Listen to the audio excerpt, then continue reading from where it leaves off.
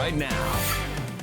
My dad's been flying for most of my life, so I knew pretty quickly that something was off, maybe not quite right. That's how a daughter is describing the loss of her father, who died last night after his plane crashed in Delaware County. She learned the news after a frantic call from her mother, and tonight she's talking about how her father's loss is being felt halfway around the world. 2 Works for You reporter Giselle Puente is at Grand Lake, where loved ones from all over the country are gathering to remember her father. Giselle? Karen, Brian, good afternoon. The Hudson family has a house right next to the lake here, but actually Robert Hudson and his wife Pam moved to Mexico 2 years ago and created a home there. That is where they helped a lot of indigenous people. Now, one of his daughters shared with me the nickname that those indigenous people gave her dad, which was El Corazón in Spanish, meaning the heart.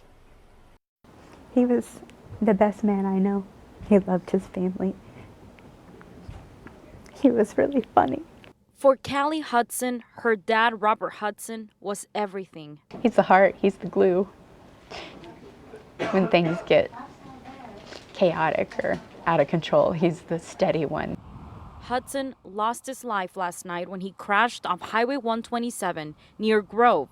He was 61 years old. My dad's been flying for most of my life, so I knew pretty quickly that something was off, maybe not quite right.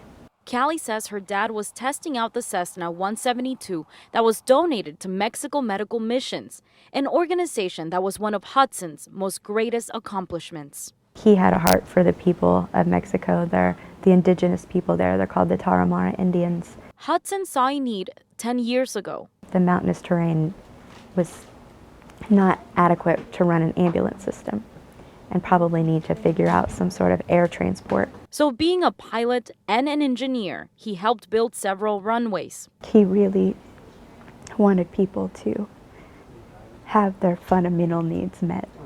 Hudson's loved ones are left with only memories like this.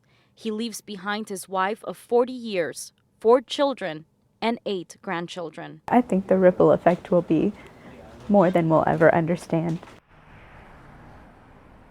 The Hudson family has received a lot of outpouring of love and support from all over the country, those who were very close to Robert Hudson. Now, coming up at 6 o'clock, I'll tell you what some people are commenting on social media about this man's legacy. Reporting from Grand Lake, Giselle Puente, 2 Works for You.